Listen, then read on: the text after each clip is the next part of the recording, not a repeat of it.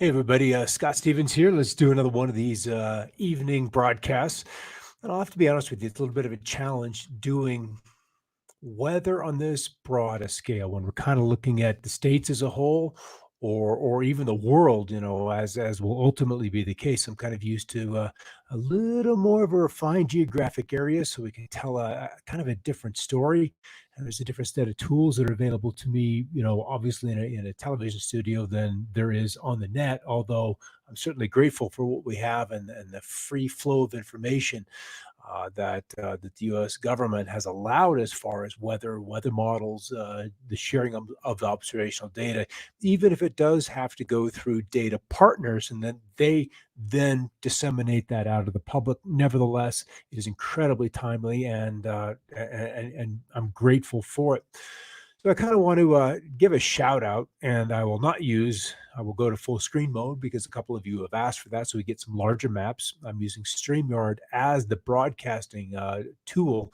And with that, it allows me to share a screen. And so I want to be able to share that screen, but I also want to do it at a large enough and high enough resolution so that you can actually read the thing. So here we go. We'll start with this, and this is kind of what is on the top of the Twitter feed. And if you're familiar with where I've come from, and I'll tell my story probably beginning next week. I'll get into a little more depth and who I am, why I'm here, and why I'm not necessarily on the air with a W or a K letter in front of my name or behind my name. And it was because I got involved in the geoengineering community. And just to come across some information, as I tend to be the kind of guy that likes to look at the minority view. What are the guys on the outside talking about? What is their narrative? What are they saying? What is relevant to them, and why are they not participating in the echo chamber or in the majority, even though that's where humanity behaviorally likes to be, is with the majority, with the herd. And I've always kind of been one of those outliers in so many ways. So I ended up in that geoengineering community. I'll come back over here to the Facebook, and I'll start with this timeline and some of the pictures that have come across my desk when I was active with my website, which will be up again soon, weatherwars.info. Just some of the large clouds and phenomena that are just too unreal to be normal or of the mainstream.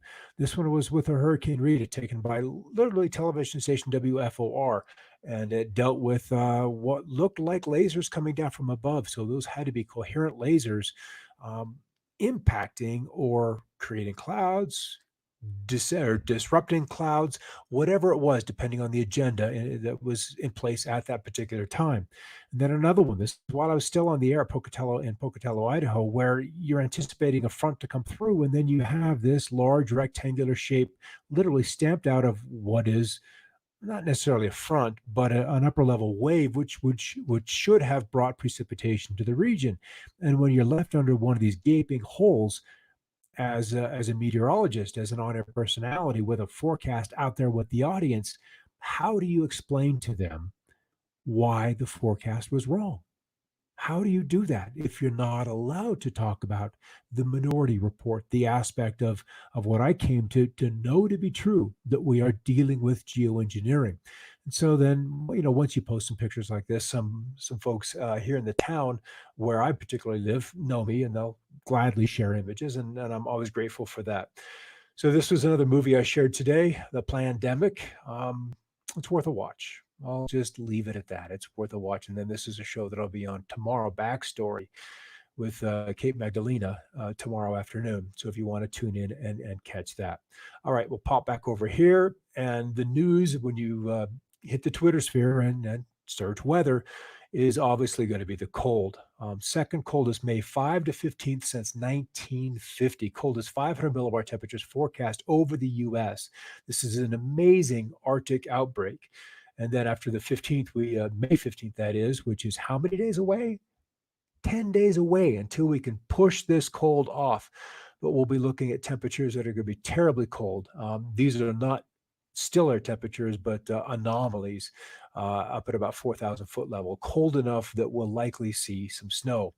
And then this actually was a model for the Northeast, looking at snow, this being the 5th of May, the morning of the 5th of May, where inland from Boston, up from Providence, and inland from Hartford, and some of those higher elevations in mid Massachusetts, still east of the Berkshires, but the Berkshires probably a half a foot of snow up in the Adirondacks in upstate New York, 5.5 inches plus of snow. Then the modelings, just down East Maine, and then up towards the Canadian Maritimes, what may be one of the larger snows in quite some time. How long does it last? Well, the slug of cold air moves through. It gets at least one solid reinforcing blast of cold air, and then migrates off to the east. And so then to the global warming, the climate extreme narrative, it is thermodynamically impossible for warming to cause colder weather. The physical basis for this is speculative at best. So that's kind of where it is. How can we be seeing more and more cold weather as we are apparently undergoing a warming?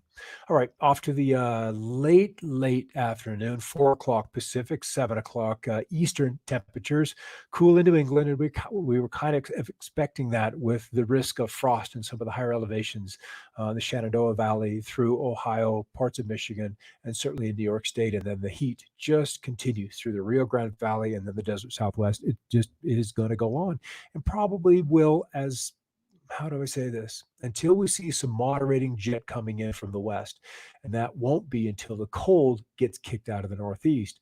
So that means it's going to be a little while yet to come. Last night when we talked, storms were beginning to really fire up through Missouri, through Oklahoma. They eventually pushed into Texas, down along the Gulf Coast, and then since then, literally within the last day, have raced off the eastern seaboard, and now some of the chillier weather has moved on through. Don't believe we're to the point where we've got any snow events happening, but it probably will not be long. There's additional storms across the Carolinas, and then the chilly weather settling in for days for the Great Lakes states, and then points just a little bit south and east of there. West in Colorado, kind of cool along the Front Range, and a lot of mountain wave clouds as we get just east of the Continental Divide, east of the Sangres and the San Luis Valley. Some of those cool mountain wave clouds off into the east, and then chemtrails. If you're interested in those, as I always was, always prevalent at the crest of a ridge of high pressure, and that would be California, Utah, Nevada. And why is that the case? Why would we see those so common there? I'm going to skip a tab and let's come right over to that because I want to get into that. Here's where a ridge of high pressure is from, say, Havasu through Vegas, through Salt Lake, Wendover, Utah, through central Idaho into Montana, and then on up into the Northwest Territories, with a trough approaching from the west. It is at the top of this ridge where the winds are the calmest. It's where if you're going to start a snowball to roll, you pack your little snowball at the top of the hill and you begin to push from the crest. And then you begin to get momentum as that wave, as that energy you introduce via the metallic particles added by the trails adheres to the resonance waves you're introducing into the atmosphere. And that's why I kind of showed you the wave pictures back up here, is because these waves are relevant to the big picture. And over the coming days and weeks, we'll develop that theory. You just want to show those, put those in front of you so you can begin to integrate this into what's really going on. So we get this little ridge coming through here, or excuse me, this trough right in here. This is why they engineer or chemtrail up the top of the ridge, is to either to make way, to weaken the ridge for this inbound storm, or to strengthen it to inhibit its penetration into the ridge, thereby let's just say continuing the drought and progress across the west. So that's why you would dose the atmosphere with the metals ahead of time. And then you can see this little impulse right here as it tracks towards central and northern Idaho, really kind of, in meteorological terms, miners out. But then it begins to swing to the south and get sucked in with this guy. So it becomes kind of some momentum to swing around and pull cold air farther south. So ultimately, what they're doing out here with the trails, maybe not for what's happening today, but what this little event that they're engineering does 2, 3, 4 days from now. As if you're familiar with the theory, the principle of the butterfly effect, uh, a little input long time ago can have a larger impact if it's nurtured in the immediate or in the future and the more distant future. And if the vibration is introduced in the right place, it doesn't take a lot of input to get a great result down the way. So we still end with a strong ridge on the West Coast. And this is Sunday morning, May 10, this coming weekend. And that just allows for just the continuation of the cold air to pour inland. Let's just keep going. I want to remind this is the surface with the black lines indicating where the winds are blowing from. And if I was at a TV station, I'd put a high pressure right there. I would put a low pressure here. And that just triggered a sounding sample, and I don't want to do that. And then another high pressure up here. So let's page this on through with cold air against snow on the inside of the blue, and then it turns to rain as we get farther this direction in these higher red numbers, these thickness numbers. And so look at all that snow as we get to this coming weekend. So we may see, and I would expect to see, dozens of May snowfall records falling across this region. And then, of course, we have to have a little reinforcing Alberta clipper coming through Montana, the Dakotas. It weakens, but that doesn't mean that there isn't another very strong high pressure coming in right on behind it. And then it races off the coast. And again, this cold is going to last about 10 days, and then we'll get some reprieve. So by tomorrow morning, these are some of the forecast lows. I hope the graphic is big enough and the resolution via Facebook and YouTube is large enough to see this. This is a 33 right in there, say a 44 here, and then chilly as you get up into say, goodness, I'm drawing a blank on that location. But as we get to northern Indiana, um, but then a nice cold morning with 30s, low 30s, and probably frost into those hills just south of Chattanooga, Tennessee, and all along the Appalachians for Thursday morning. Friday morning, not as cold. Saturday morning, colder yet. I mean, look at these mid 20s through Ohio. All of these gardens already planted, and these are millions of people, lots of farms dealing with unprecedented cold for so late in the season. So this is going to be potentially a kind of a hard reset for these farmers. They're going to have to decide how to protect. Either you put on water, which is something you can do out west, but in these locations where you rely on Mother Nature and rain for your crops, you don't have that option like they say they would in the orchards in Florida of spinning up turbines and stirring the wind to get the cold air off the ground. But the cold literally remains in place until 11, 12. Here's another surge coming in through Wisconsin. It goes on up into Minnesota and beyond.